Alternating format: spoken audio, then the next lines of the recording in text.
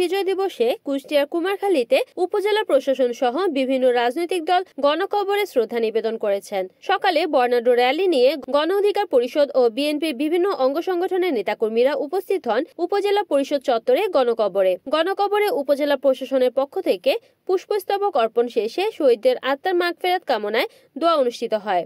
এ সময় উপজেলা নির্বাহী কর্মকর্তা এস.এম. মিকাইল ইসলাম, উপজেলা সহকারী কমিশনার আমিরুল আরাফাত সহ অনেক উপস্থিত ছিলেন। পরবর্তীতে গণ অধিকার পরিষদের কেন্দ্রীয় কমিটির সহসভাপতি শাকিল আহমেদ তিয়াস, ছাত্র অধিকার পরিষদের কেন্দ্রীয় কমিটির সহসভাপতি মাহমুদুর রহমান, জেলা বিএনপির যুগ্ম আহ্বায়ক নুরুল ইসলাম আনসার, জেলা যুবদলের যুগ্ম আহ্বায়ক জাকারিয়া আনসার মিলন সহ বিভিন্ন অঙ্গ সংগঠনের নেতাকর্মীরা পুষ্পস্তবক অর্পণ করেন। পুষ্পস্তবক অর্পণ শেষে জাতীয় পতাকা উত্তোলন এবং আবুল হোসেন তরুণ অডিটোরিয়ামে বীর মুক্তিযোদ্ধাদের সম্মাননা প্রদান, পুরস্কার বিতরণী ও সাংস্কৃতিক অনুষ্ঠানের আয়োজন করা হয়।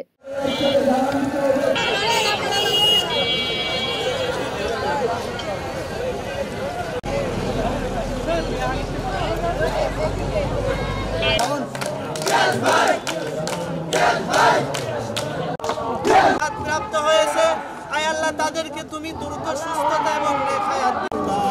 আয় আল্লাহ 16ই ডিসেম্বর মহান বিজয় দিবস উপলক্ষে সকল শহীদদেরকে আমরা